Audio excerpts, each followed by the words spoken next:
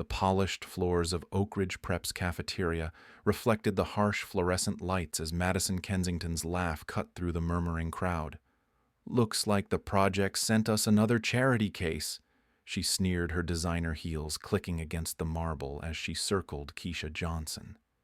A collective gasp rose when Madison's tray slipped, sending greasy pizza and chocolate milk cascading over Keisha's uniform. The scent of cheap cafeteria food mixed with Madison's Chanel No. 5 as 30 pairs of iPhone cameras lifted in perfect synchronization. Keisha's fingers twitched near the frayed strap of her backpack, where her Taekwondo medals clinked softly, a sound drowned out by the snickers of Brentwood Academy's elite. "What's the matter?" Madison taunted, flicking a glob of ketchup at Keisha's braids. "Didn't they teach you table manners in Section 8 housing?" The crowd tittered as Keisha knelt to salvage her waterlogged biology notes, her grandmother's warning ringing louder than the blood in her ears. "Baby, sometimes the strongest move is walking away." Just as Madison leaned in to whisper something undoubtedly vile, the cafeteria doors burst open. Coach Reynolds stormed in, whistle blazing, trailed by the entire varsity basketball team, including Tyler Montgomery, Madison's longtime crush. "Johnson," he barked, "you're late for conditioning." The room froze as Tyler, all 6'4" of him, scooped up Keisha's scattered papers without breaking stride. "You okay, KJ?" he muttered loud enough for the front row to hear. Madison's porcelain complexion flushed an unflattering shade of beet red. That night, in the cramped kitchen of their Bronx apartment, Keisha's mother peeled potatoes while humming along to a cracked radio. The familiar creak of her nurse's clogs signaled she'd worked a double shift again. "How was that fancy school today, superstar?" she asked, nodding at the scholarship acceptance letter taped to the fridge. Keisha hesitated, watching a drop of sauce fall from her ruined blazer onto the linoleum. "Same old," she lied, flexing her hands, still trembling with unused adrenaline. Outside the window, the neon sign of Uncle Ray's pawn shop blinked rhythmically, casting red shadows over the framed photo of Keisha's father in his army uniform.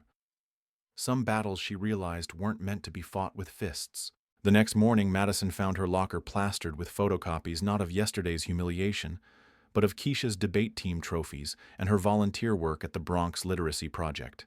Scrawled across them in Sharpie, "Meet the real KJ. Ask her about the food drive." Meanwhile, at the far end of the hallway, Keisha adjusted the strap of her backpack, the outline of her black belt now conspicuously visible against the canvas, and walked into first period with her head high. The war wasn't over, but the first shot had been fired without her throwing a single punch. The mirror reflected a warrior, not just in the crisp white dobok, but in the set of Jasmine's shoulders, the fire in her eyes. She touched her father's chain at her wrist, the metal warm against her skin.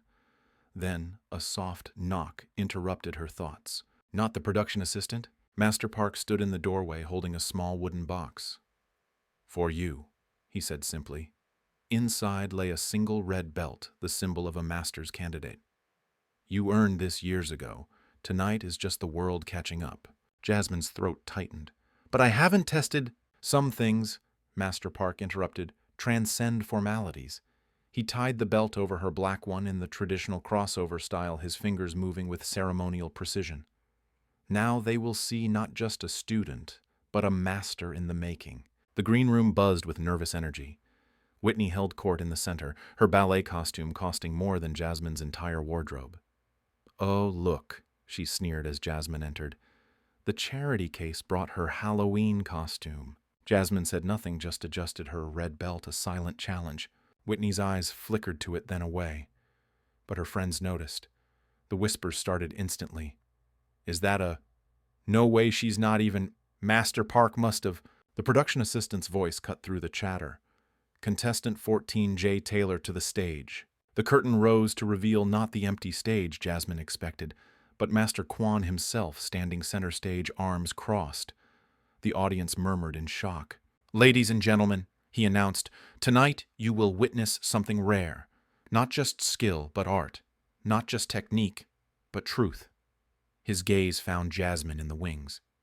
"Show them why Taekwondo is more than breaking boards. Show them it breaks barriers." The music began a thunderous blend of traditional samulnori drums and the pulsing hip-hop beats of Jasmine's Bronx neighborhood. What followed wasn't a performance, it was a reckoning. Every kick carved through Oakridge's pristine air, every strike shattered expectations. When she launched into the finale, a never-before-seen combination ending with a 720-degree spinning kick, even Master Kwon's eyebrows shot up. The board didn't just break, it disintegrated. For a heartbeat silence. Then, the standing ovation began, with Grandma Ruth sobbing in the front row and spread like wildfire. Reporters' cameras flashed. Alumni donors leaned forward, checkbooks appearing like magic. Backstage, Whitney stood frozen, her face ashen. As Jasmine bowed, Master Kwon approached with a microphone. "Tell me, Jay Taylor," he asked loudly enough for the entire audience and the live stream to hear, "where will you be competing next?" Jasmine smiled. "Nationals, sir, then the Olympic trials." The headmaster's champagne flute slipped from his fingers, shattering on the floor. And in that moment, Jasmine realized this wasn't just victory. It was a revolution. The spotlight hit like a physical force as Jasmine stepped onto the stage. No, not Jasmine tonight. Jay Taylor. The name echoed through the auditorium, bouncing off marble walls usually reserved for Mozart and Debussy. For a breathless moment, silence. Then the music began, a thunderous fusion of traditional Korean drum beats and the raw, pulsing bass of Bronx hip-hop. The crowd stirred, some leaning forward in their plush seats, others exchanging confused glances. This wasn't the cultured entertainment they'd paid to see. Jasmine moved. Her first strike split the air with a crack audible in the back row. Every form, every kick told a story. The 4 a.m. practices on cold linoleum, the eviction notices hidden from Grandma Ruth, the cafeteria trays clattering at her feet. When she launched into the combination Master Park had warned her was too advanced for competition, gasps rippled through the audience. Backstage, Whitney's mouth hung open. Then came the finale. Jasmine sprinted toward the stack of oak boards, not the standard pine, but hardwood, specially requested by Master Kwon. The music dropped to silence as she leapt, her body a perfect arc against the stage lights. The snap of breaking wood echoed like a gunshot. 2 boards, 3. The 4th, emblazoned with Oakridge Prep in gold lettering, exploded into splinters that rained down like confetti. For one heartbeat, too, the auditorium stood frozen. Then, Master Kwon rose first, his slow clap cutting through the silence. The Bronx contingent Grandma Ruth had smuggled in erupted next, their cheers raw and real. By the time the standing ovation reached the Caldwell's front row seats, even they had no choice but to rise, though their applause was stiff as mannequins. Jasmine bowed low, her father's chain swinging forward from her wrist. When she straightened, her eyes locked with Whitney's in the wings. The heiress looked broken. Not by the performance, but by the dawning realization. Some things couldn't be bought. The announcer's voice trembled as he read the scores.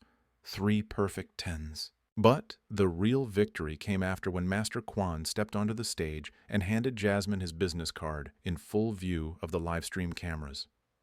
"Olympic trials are in June," he said loud enough for the mic to catch. "Don't be late."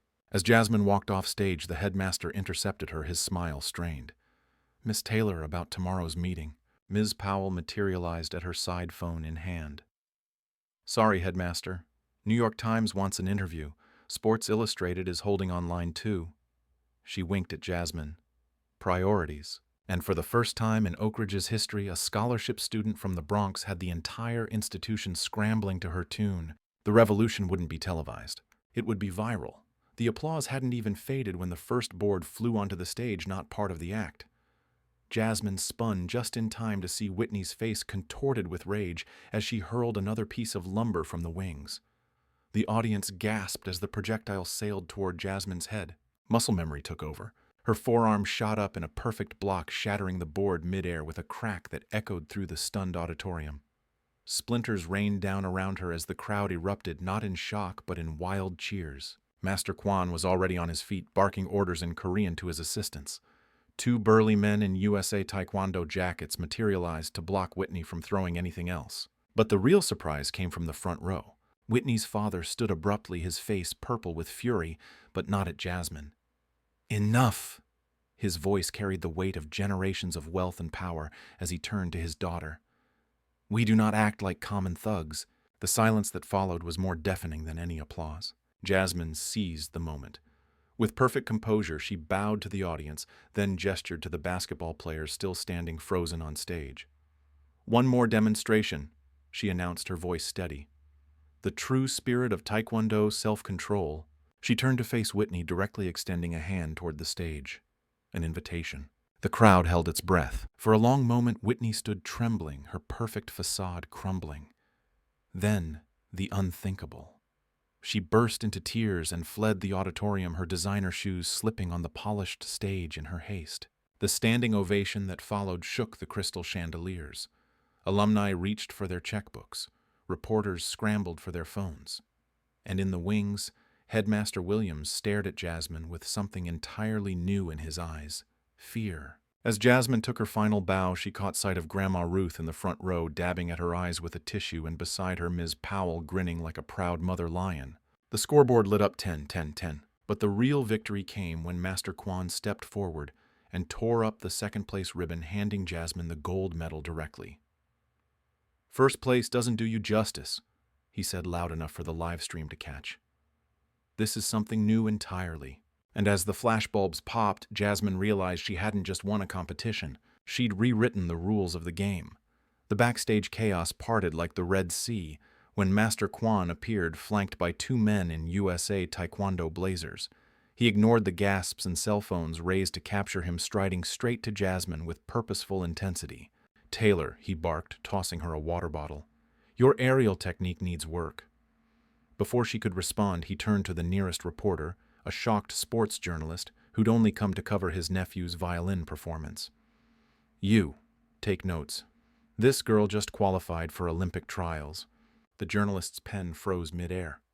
"But the selection committee—" Kwon waved a dismissive hand. "I am the selection committee." He turned back to Jasmine, lowering his voice. "Be in Colorado Springs by June 15th. Don't embarrass me." The envelope containing her prize money suddenly felt weightless compared to the business card he pressed into her palm: United States Olympic Committee embossed in gold. Across the room, Headmaster Williams watched the exchange with mounting panic. He'd been cornered by Whitney's father near the punch bowl, their argument escalating to hissed whispers. "This is unacceptable." Caldwell snarled, his Rolex glinting as he jabbed a finger toward Jasmine. "That scholarship was supposed to keep her quiet, not give her a platform." Williams mopped his brow with a monogrammed handkerchief. "We'll handle it tomorrow." The review meeting. A new voice cut through their scheming. "Won't be necessary." Ms. Powell materialized beside them, holding up her phone, where a viral tweet from Eder NYT Sports blazed across the screen. "Bronx teen stuns Elite Academy with Olympic-worthy Taekwondo routine, full video. The view count 250K and climbing." "Funny thing about the internet," Ms. Powell mused.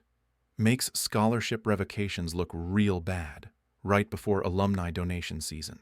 Jasmine finally escaped the crowd, slipping out a side door into the cool night air, only to find Grandma Ruth waiting by a taxi, her nurse's uniform swapped for a faded Sunday dress. "You forgot something, champion," Grandma said, holding out the one thing Jasmine hadn't brought to the showcase: her father's army photograph in its chipped frame. Jasmine's breath hitched as she took it. The man in the photo seemed to smile back at her, his eyes alight with pride. The taxi ride home should have been quiet. But halfway through the Bronx, Jasmine's phone began vibrating uncontrollably. Texts from unknown numbers, friend requests, interview requests. Then came the email that made her grip Grandma's hand. Subject: sponsorship offer, Nike Taekwondo Division. Grandma Ruth squeezed back her calloused fingers, warm and steady.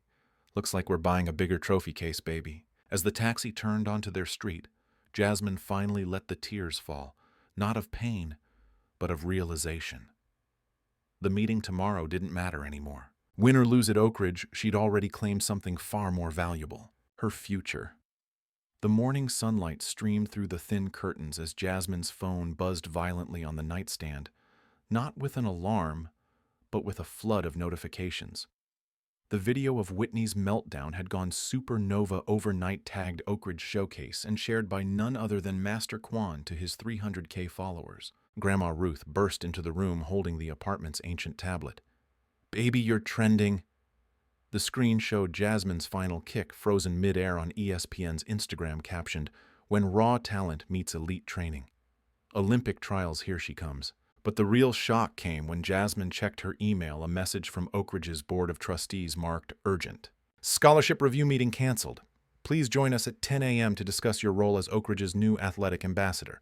The headmaster's office felt different this time, smaller somehow. Williams sat stiffly behind his desk, flanked by two stone-faced trustees. Whitney's empty chair spoke volumes. "Miss Taylor." Williams began forcing a smile that didn't reach his eyes. "We've had reconsiderations." He slid a new contract across the polished mahogany. "Full scholarship through graduation, plus a stipend to train for nationals." Jasmine barely glanced at the papers, and Whitney, one trustee, cleared his throat. "Miss Caldwell has been withdrawn. Her family is donating a new gymnasium to refocus their philanthropic efforts." The unspoken truth hung heavy. The Caldwells were paying to make the scandal disappear. As Jasmine left the administration building, her phone rang an unknown LA number. "Taylor!" barked a voice like gravel. "This is Coach Daniel's U.S. Olympic team. Kwon says you can do a 540 kick in your sleep." "True." Behind her, Oakridge's gates gleamed in the sunlight. Ahead, Ms. Powell leaned against her beat-up Honda, grinning. "Need a ride to practice, champ?" Jasmine tightened her grip on her father's chain. For the first time, the weight around her neck didn't feel like an anchor but a compass. "Tell Coach Daniels I'll do one better," she said, sliding into the car. "I'll show him a 720. The engine roared to life, carrying them toward a future no one could take away. Not anymore. The hallway outside Headmaster Williams's office buzzed with an energy Jasmine had never felt at Oakridge students actually parting to let her pass, whispers of "that's her" trailing in her wake. But it was the sight of Trevor Whitney's lacrosse star boyfriend leaning against the lockers that made her steps falter. "Taylor," he said, pushing off the lockers with an awkward cough. The crowd held its breath. Then he extended a hand. "That kick over the basketball team, coldest thing I've ever seen." Jasmine shook his hand warily, only for him to press something into her palm, a flash drive. "Security footage," he muttered low enough that only she could hear. "From the chemistry lab last month. Shows Whitney sabotaging your experiment." He glanced at the headmaster's door. "Figured you might need insurance." Before she could respond, her phone vibrated with a notification, and Nike had quoted Master Kwon's tweet, "Future of U.S. Taekwondo right here. XJ Taylor 540 DM us." Ms. Powell materialized at her side, eyeing Trevor's retreating back. "Well, I'll be damned. The castle walls are crumbling." The real shock came at lunch. The cafeteria's usual hierarchy had dissolved. Jocks sat with debate kids, theater nerds chatted with robotics club, and at Whitney's formerly exclusive table, empty chairs save for Allison, picking nervously at a salad. Then a tray clattered down beside Jasmine. "Mind if I sit here?" It was Michael Chen, the violin prodigy who'd taken third place. He nodded to her trophy, now displayed proudly beside her lunch. "Heard you're starting a martial arts club. Sign me up." Across the room, Ms. Bennett watched with dawning horror as more students migrated to Jasmine's table. The teacher's phone buzzed incessantly, likely the board demanding answers about the viral video. By final bell, the school's entire dynamic had shifted. As Jasmine packed her bag, a freshman girl with braces stopped her in the hall. Miss Taylor." She held out a flyer for Oakridge's first-ever diversity council, with Jasmine's name listed as founding president. "Principal approved it this morning," the girl whispered. "Said it was long overdue." Outside, Grandma Ruth waited at the curb in a car that definitely wasn't theirs, a sleek black SUV with Olympic committee plates. The window rolled down to reveal Master Kwon scowling from the driver's seat. "Stop gawking and get in," he grumbled. "We've got 6 months to turn that sloppy 540 into gold medal material." As the SUV pulled away, Jasmine caught one last glimpse of Oakridge in the rearview mirror, not as a fortress of exclusion, but as a battleground she'd finally conquered. The road ahead stretched long and bright. For the first time, it was hers to walk. The dojang's mirrors reflected a scene Master Park had never imagined: Jasmine adjusting the belt of a wobbly-kneed 7-year-old, while Trevor Caldwell, of all people, demonstrated a front kick to a group of wide-eyed freshmen. The scent of lemon polish and sweat mingled with something new hope. Jasmine was correcting a student's stance when the bell jingled. Whitney stood in the doorway, her designer workout clothes glaringly out of place. The room froze. Whitney's voice cracked. She thrust forward a check so large it made Jasmine's scholarship fund look like pocket change. For the kids, no strings. The silence stretched until the smallest student, the scholarship girl, tugged Jasmine's sleeve. "Is she nice now?" Jasmine studied Whitney's trembling hands, the uncharacteristic lack of polish on her nails. Not nice, she said finally, but maybe real. She took the check. That winter, 2 unexpected letters arrived. The first bore an MIT logo, early admission with a note from the dean, "We need minds that can solve problems from multiple angles." The second came on Olympic Committee letterhead. Master Kwon's messy scrawl covered the margins. "Stop growing. You're making the other girls look bad." On graduation day, Jasmine stood at the podium as valedictorian, her speech punctuated by the rhythmic thump of Grandma Ruth's oxygen tank in the front row. When she mentioned creating Oakridge's first need-blind mentorship program, even Headmaster Williams stood to applaud. Whitney watched from the back alone, but as the crowd dispersed, she pressed a worn community center flyer into Jasmine's hand, "Volunteers needed," circled in red. Jasmine smiled. "See you there." Whitney's nod was barely perceptible, but it was a start. The sun dipped below Oakridge's gilded towers as Jasmine walked away, her father's chain glinting in the light. Not as an anchor, not as a compass, but as proof that some battles are won not by breaking boards but by building bridges. The video ends with a slow zoom on Jasmine's hands, one gently adjusting a child's stance, the other gripping her father's dog tags, when suddenly the frame shakes.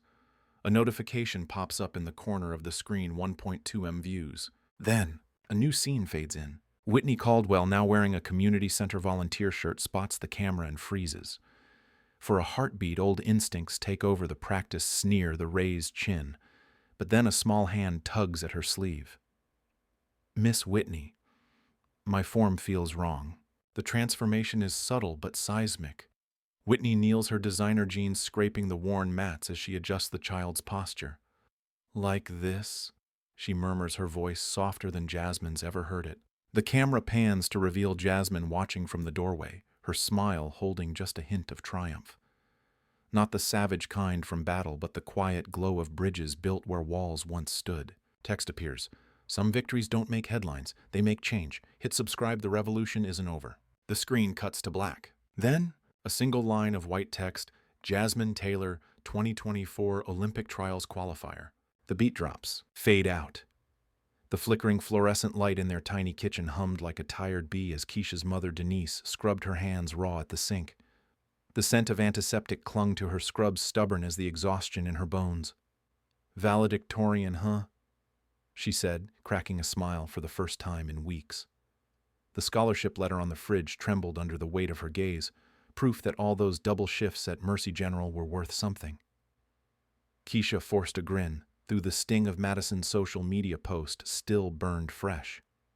"Yeah, Mrs. Chen says I've got a real shot," she lied, pushing down the memory of milk dripping into her textbooks. Denise's eyes, sharp as a nurse's needle, lingered a beat too long. "You sure nothing happened today?"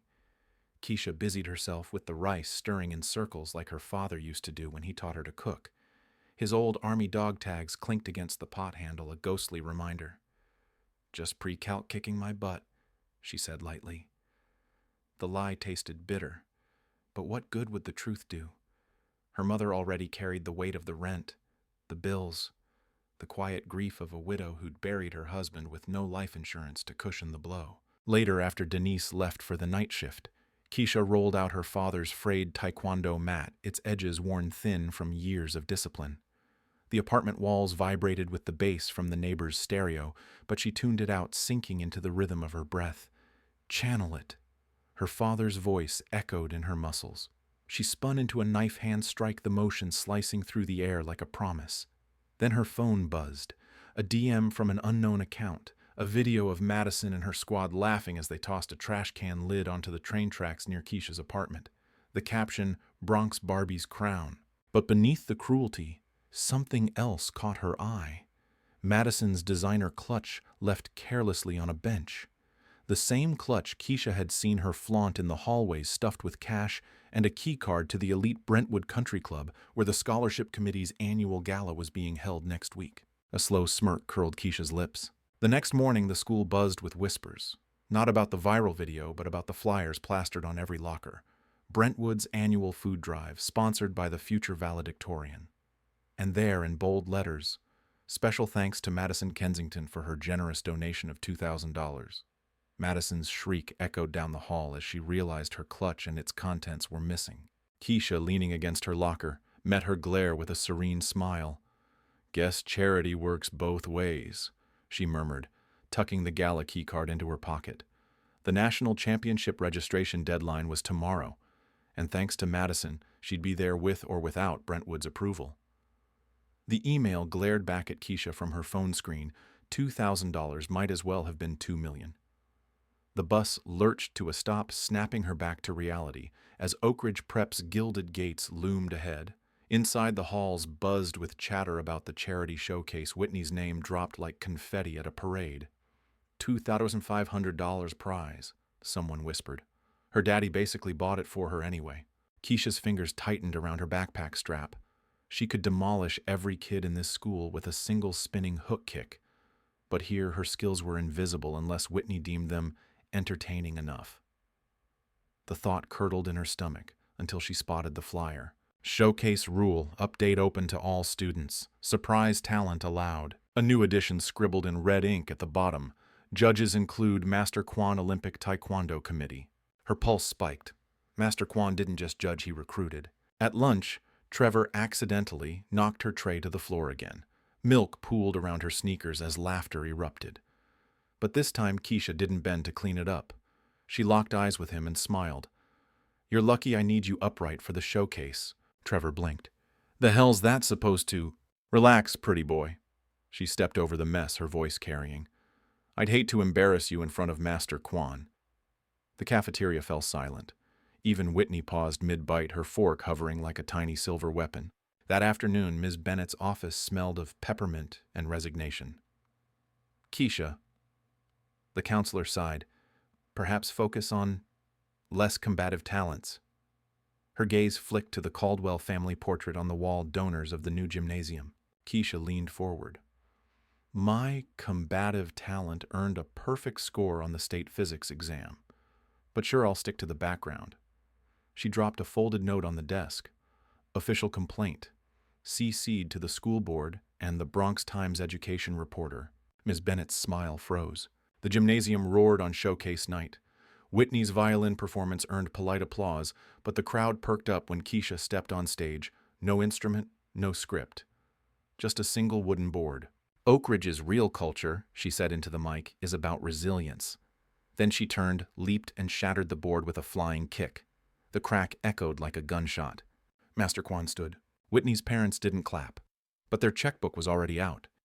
The gymnasium lights buzzed overhead as Ms. Powell wiped sweat from her brow with the hem of her faded college jersey. "Third-degree black belt, huh?"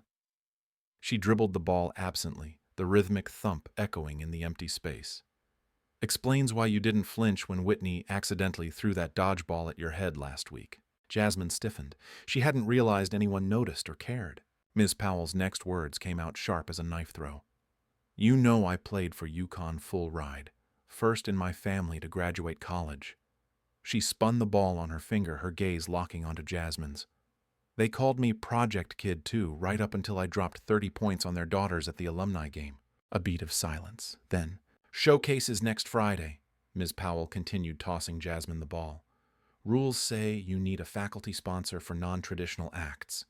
She jerked her chin toward the folded flyer in Jasmine's pocket. "I'll sign off, on one condition." Jasmine caught the ball, her palms tingling. "Name it." "We'll win that damn championship." Ms. Powell's grin was all teeth.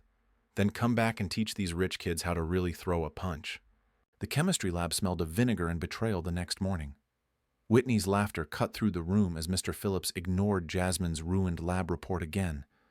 But this time, Jasmine didn't seethe. She reached into her bag and pulled out a fresh notebook, its pages crisp and defiant. "New strategy," she muttered, snapping a photo of Whitney deliberately tampering with another student's experiment.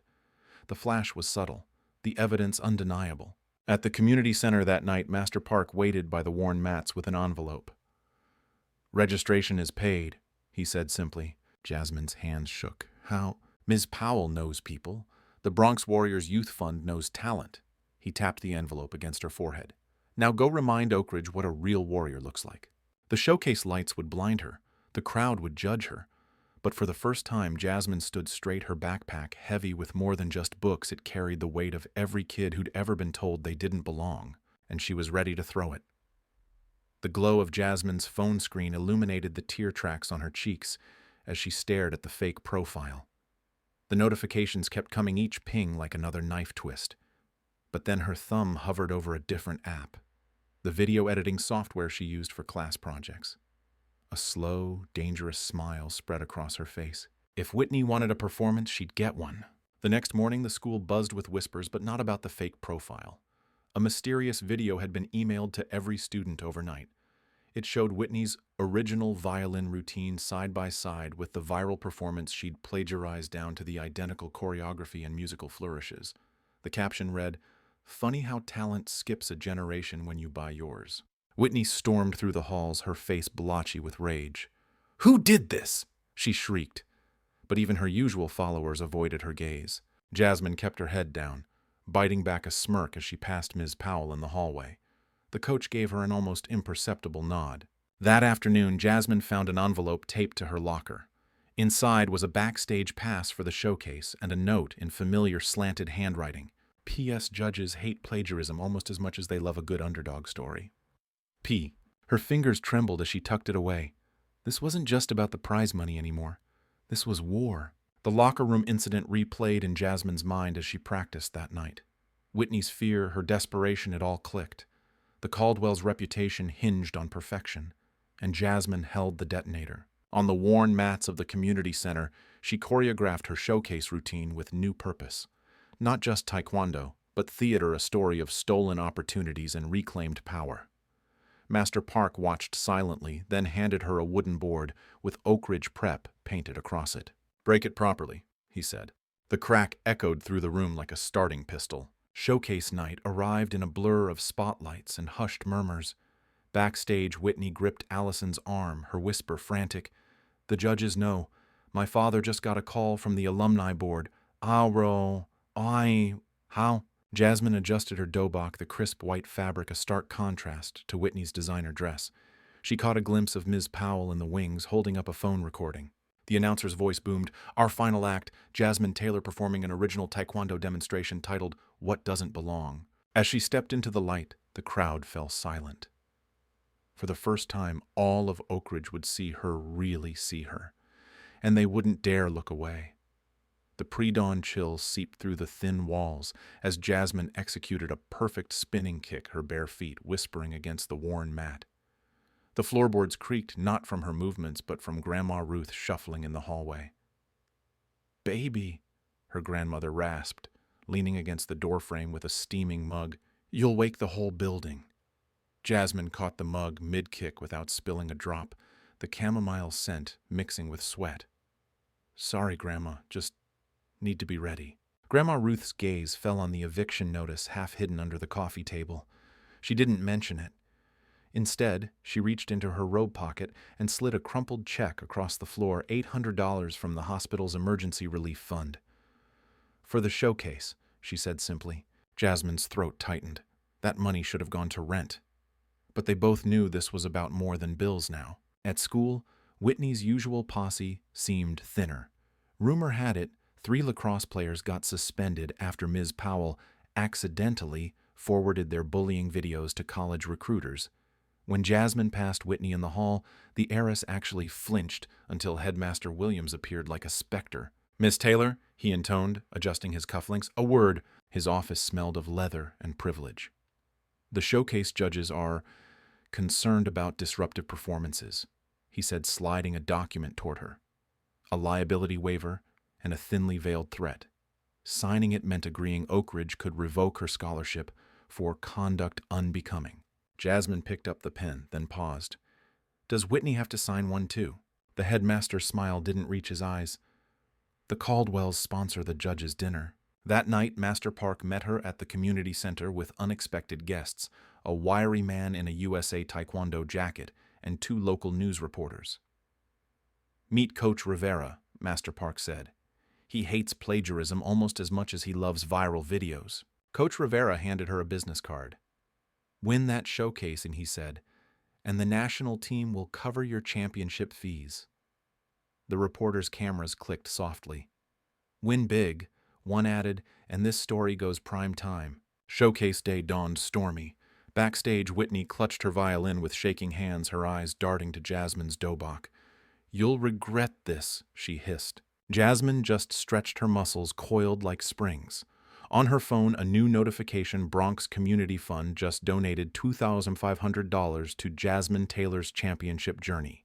The caption read, "From everyone who's ever been told they don't belong." The announcer called her name. As Jasmine stepped into the spotlight, the crowd fell silent until a single whoop echoed from the back. Ms. Powell, standing on a chair phone, raised. "Recording." Jasmine bowed, then exploded into motion. Every kick, every strike told the truth. Whitney tried to bury. When she shattered the Oakridge Prep board with a final flying sidekick, the pieces rained down like confetti, and the standing ovation shook the walls. Headmaster Williams' face turned purple. Whitney dropped her violin, and in the front row, Grandma Ruth wept into her hands, whispering the words Jasmine had waited a lifetime to hear. "That's my girl." The gym office couch smelled like stale sweat and cheap leather cleaner, but to Jasmine, it might as well have been a five-star hotel bed. She hadn't realized how exhausted she was until her body hit the cushions, and then the world went black. She woke to the sharp scent of peppermint oil under her nose and Ms. Powell's calloused hand shaking her shoulder. "Rise and shine, Bruce Lee. You've got 30 minutes before security does their final sweep." Jasmine blinked, disoriented. The clock read 8:47 p.m. She'd been out for nearly 2 hours. "You said 20 minutes, and you needed 2 hours." Ms. Powell cut in, tossing her a protein bar and a Gatorade. "Eat. You're no good to anyone passed out mid-kick." As Jasmine wolfed down the food, she noticed something else on the desk, a brand new Dobok crisp white with subtle gold stitching along the sleeves. The tag, still attached, showed a price that made her choke. Consider it an investment," Ms. Powell said gruffly. "Bronx girls don't get enough spotlight as it is." She paused, then added, "Oh, and I may have leaked your stage name to a few interested parties." Jasmine's stomach dropped. "What parties?" The grin Ms. Powell gave her was all teeth. "Let's just say the New York Times culture reporter has a very interested source." The next morning, Oakridge's halls buzzed with new energy.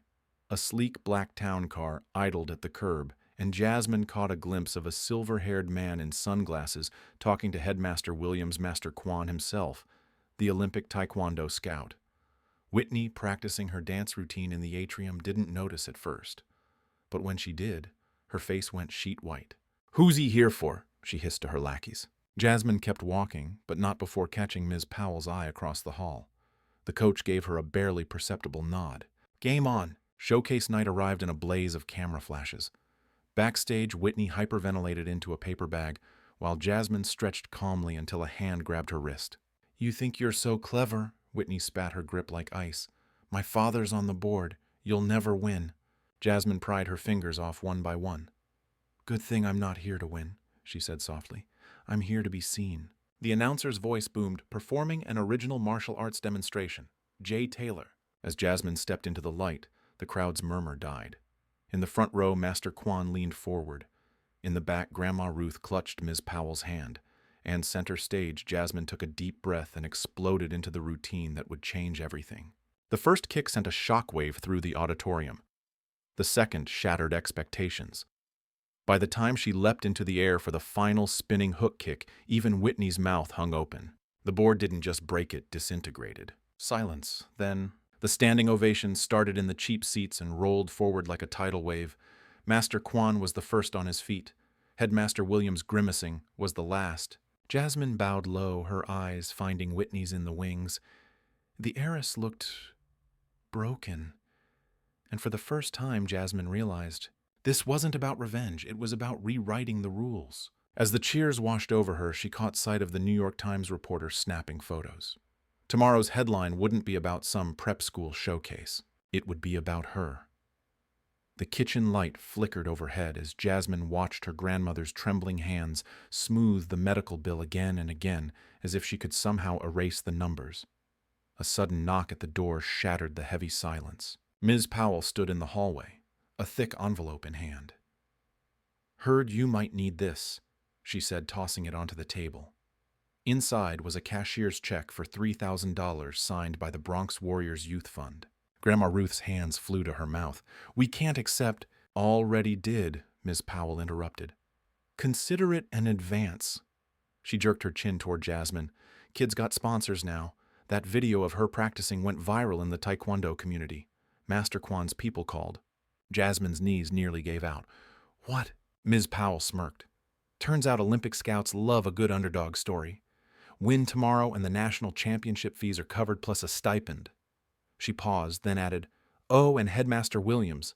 He's pissed. The board got wind of Whitney's plagiarism and pulled her from the showcase. The night before the performance, Jasmine lay awake, her father's dog tags clutched in her palm. Outside, the neon glow of Uncle Ray's pawnshop sign pulsed red against her wall. For years, she'd hated that sign, a constant reminder of what they couldn't afford. Tonight it felt like a beacon. Her phone buzzed. An unknown number. Saw the video. Your roundhouse kick needs more hip rotation. Don't embarrass me tomorrow. Kwon. Jasmine burst out laughing. Showcase night arrived in a whirlwind. Backstage, Whitney lurked in the shadows, her eyes bloodshot. You think you've won? She hissed. My father's on the phone with the scholarship board right now. Jasmine adjusted her new dobok, the gold threads shimmering under the stage lights. Good, she said softly. Tell him to watch closely. The announcer boomed, performing an original martial arts demonstration. Jasmine Taylor. No more Indian E. No more hiding. As she stepped into the spotlight, the crowd erupted, not just from the stands, but from the back rows where Miss Powell had smuggled in her entire Bronx Community Center class. Kids waved handmade signs, Southside Storm, and Take What's Yours. The music began. What followed wasn't just a routine, it was a revolution. Every strike carved through Oakridge's pristine air. Every kick shattered expectations. When she leapt for the final move, a 540-degree spinning hook kick time seemed to stop. The crack of the breaking board echoed like a gunshot. Silence. Then, Master Kwon stood first, clapping slowly. The New York Times photographer's flash exploded like lightning. By the time Jasmine bowed, even Headmaster Williams was on his feet, his applause stiff but unavoidable. In the wings, Whitney crumpled to her knees. And at the judges' table, the scoreboard lit up with 3 perfect tens and a handwritten note from Master Kwon. Try that hip rotation next time. See you at Nationals. Grandma Ruth rushed the stage, tears streaming down her face. Jasmine caught her just as her legs finally gave out, not from exhaustion, but from the weight of a future that was finally hers. As the crowd roared, she whispered into her grandmother's ear the 2 words they'd both waited a lifetime to mean. We're free. The hand dryer's roar cut off abruptly as Ms. Bennett stepped closer, her designer heels clicking like a countdown.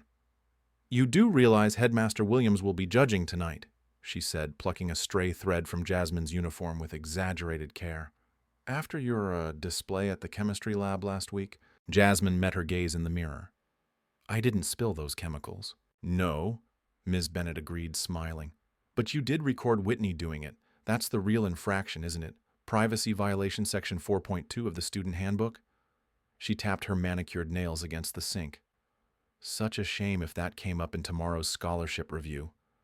The bathroom door swung open, Miss Powell, arms crossed, leaning against the frame. Bennett? She nodded, her voice dripping with false sweetness. Just the woman I wanted to see. The alumni board's asking why our valedictorian candidate isn't listed in tonight's program. She tossed Jasmine a clean gym towel. Run along, Taylor.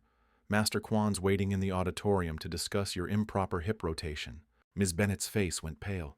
Master Kwon is here. The auditorium buzzed with last-minute preparations when Jasmine arrived. Backstage, Whitney hissed at a terrified stagehand about lighting cues, while Allison frantically sewed a loose sequin on her costume. But Jasmine's eyes locked onto the silver-haired man examining the breaking boards, Master Kwon, Olympic scout and living legend. He took one look at her stained uniform and snorted. You break boards, not laundry. From his bag, he produced a spare Dobok USA Taekwondo team emblazoned across the back. Don't embarrass the logo. Jasmine's fingers trembled as she took it. This changed everything. Wearing this meant she wasn't just some scholarship student, she was a contender. 5 minutes to showtime. Jasmine adjusted her father's chain around her neck when a stage manager rushed over. Headmaster wants to see you. Williams's office reeked of cigar smoke and desperation. Change of plans, he said without looking up. You're performing first. A transparent attempt to throw her off, no warm-up, no chance to watch other acts. Jasmine almost smiled. Perfect, I hate waiting. As she walked out, she heard him mutter into his phone. Don't worry, Caldwell. She'll be gone by tomorrow. The spotlight hit like a physical force as Jasmine stepped on stage. For a heartbeat, the crowd was a blur. Then she saw them, Grandma Ruth in the front row, Ms. Powell filming from the sound booth, Master Park standing stoically by the exit. And in the judges' section, Master Kwon's penetrating gaze. The music started a pulsing mix of traditional Korean drums and Bronx hip-hop. What followed wasn't just technique. It was art. Every movement told their story: the eviction notices, the hospital bills, the sneers in Oakridge's halls. When she leapt for the final aerial, the entire audience gasped as one. The board didn't just break, it exploded. Silence. Then, the standing ovation started with Master Kwon and spread like wildfire. Even Headmaster Williams gave a grudging clap. But Jasmine's eyes were on Whitney, who stood frozen in the wings, her face a mask of horrified realization. As Jasmine bowed, she caught the flash of a reporter's camera. Tomorrow's headline wouldn't be about some prep school showcase. It would be about justice. Backstage, Miss Powell handed her a phone. On screen, a live donation page for Jasmine's championship fund. The numbers climbed rapidly: $5,000, $7,500. Looks like you're going to nationals, Miss Powell said. Then quieter, your dad would have loved this. Jasmine touched her father's chain and smiled. He saw.